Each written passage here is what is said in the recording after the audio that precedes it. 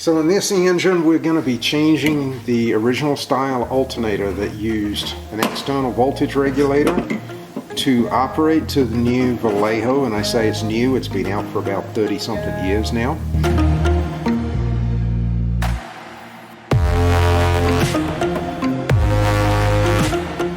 What the difference is on the back of the alternators, this is our brush bridge that would normally go in, and I have this out because I was inspecting the alternator and this one was all worn out. It's got some heavy grooving. Also on my diode resistances, they were not matching to what the factory information said. But the big difference between these two units is this unit here requires the use of an external voltage regulator to control the amount of volts and amps that are being put into the battery, whereas the Valeo unit has it built in right here, and this is the actual voltage regulator that is built into the unit. So there's a small wiring change when we do this. It's fairly inconsequential. That change consists of adding a resistor to the light bulb on the dash. That's so we can increase our pull-up current going to our alternator.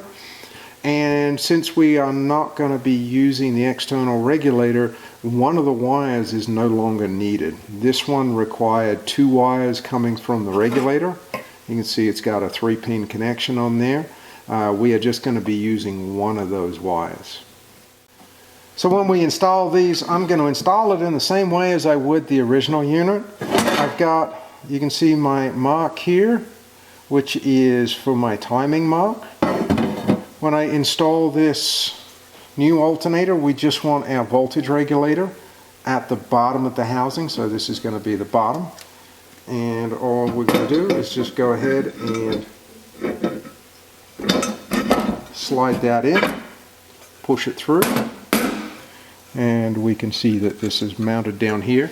Now on a later model engine, this is going on the 69 model, then we would be using an air guide, but on the early fan shrouds, the air guide's built into the shroud.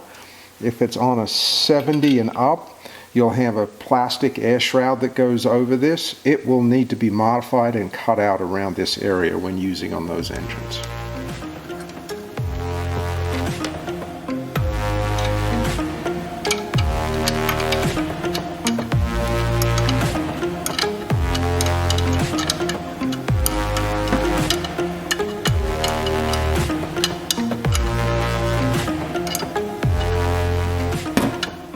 So I've got the alternator mounted into the fan housing.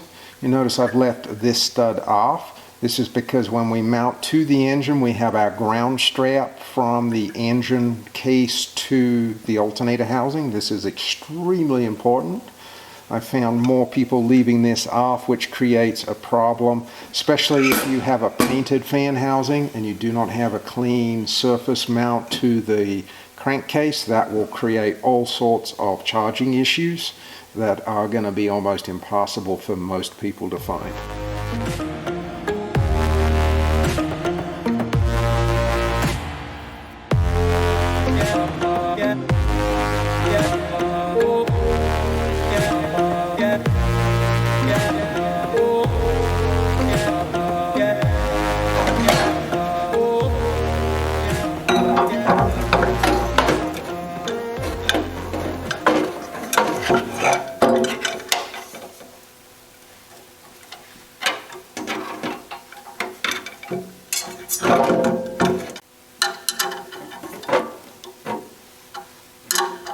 Watch the blue wire. That's the plus 61 terminal. This is what energizes the field. Excuse me, the alternator field. And that is connected to the light bulb on the dashboard. This is the battery line, so this is the charge line that goes back to the battery.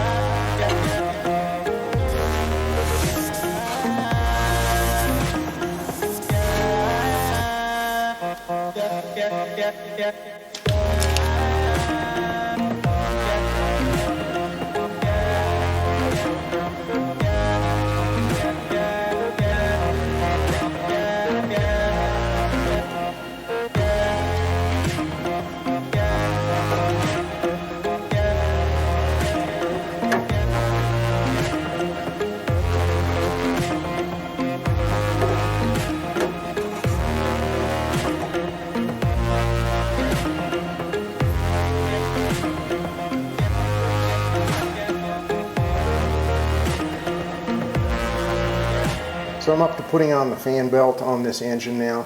The only belts to use are the factory Porsche belt. These are the only ones that I've found to have the correct taper and are designed to work with the shiv system. The aftermarket belts are cheap and will fit, but they do not give a good feel and a good grip on the pulley.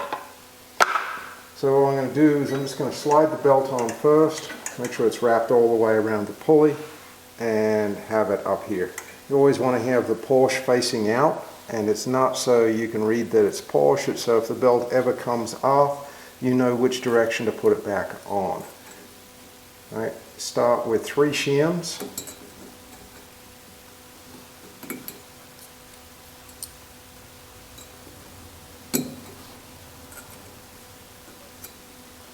Then I'm going to take my pulley, slide it on, and just kind of lift up on that belt. Then I'm going to take the next 3 shims, and this is where you have to be careful. You want to make sure that the shims don't get pinched. So typically what I'll do is I'll line them up on the bottom.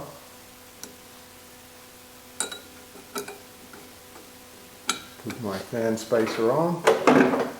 Then I'm going to start with my nut. You want to make sure the nut's engaged finger tight first. Then you can use your fingers or a small screwdriver to lightly lift up on the shims.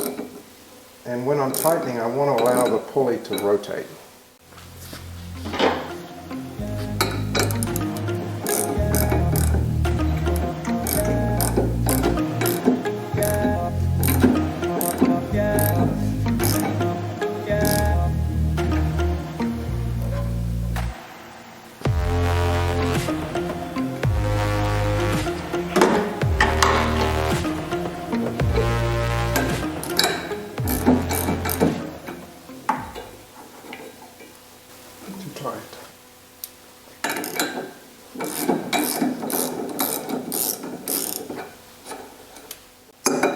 So the 3 shims on this one was too tight, so to release the tension, I've just taken a shim from the outside and put it onto the inside.